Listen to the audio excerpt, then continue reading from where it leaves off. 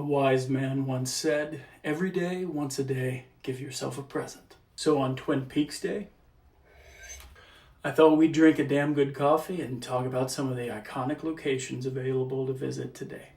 Hey y'all, I'm Raymond and I share my own photos and videos from my real travels in hopes of inspiring you to go see and do for yourself.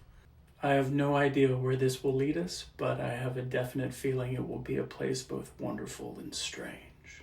For those of you who watched my January David Lynch video, you know my wife Whitney has loved that show since it first aired. So, on her first visit to the Seattle area, I had to ask her to make some time for a day trip. And I surprised her with a curated road trip to about 11 of the locations from the TV show. Our first stop was the exterior of the Bang Bang Bar, which in real life is now the Falls City Roadhouse Restaurant and Inn. Pause here to read the history on the real establishment.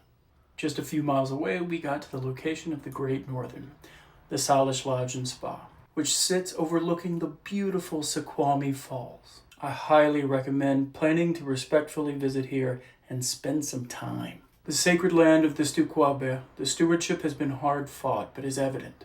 The lodge itself is owned by the tribe. Quite a history leading up to very recent events. The park as well is here because of the tribe's efforts, because of the Two Sisters' return, the grant deed of conservation that you can read about when you visit.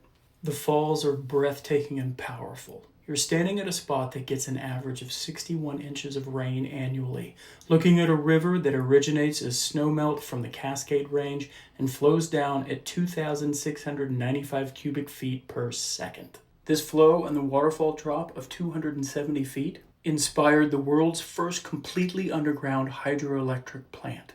It opened in 1899, added a second plant in 1910, and so on and so forth to today. There's more information on that to read at the Falls Park vantage points in the upper park adjacent to the lodge. Next, we went straight to the spot on Southeast Reining Road, I probably said that wrong, where the iconic shot of the Welcome to Twin Peaks sign was taken. We did a pretty good job of lining that up, I think. Then we doubled back to the historic 1911 Tokul Tressle, part of the Snoqualmie Trail that you might recognize as Ronette's Bridge. I'd really love to go back and hike this trail and also explore Mount Si nearby. Then we wrapped up the location scouting with coffee and pie at Twede's Cafe, known to all y'all as the Double R Diner. A very cool diner in its own right. There's memorabilia everywhere, embracing the show and its fans while still serving up a legal pad length and then some of menu items.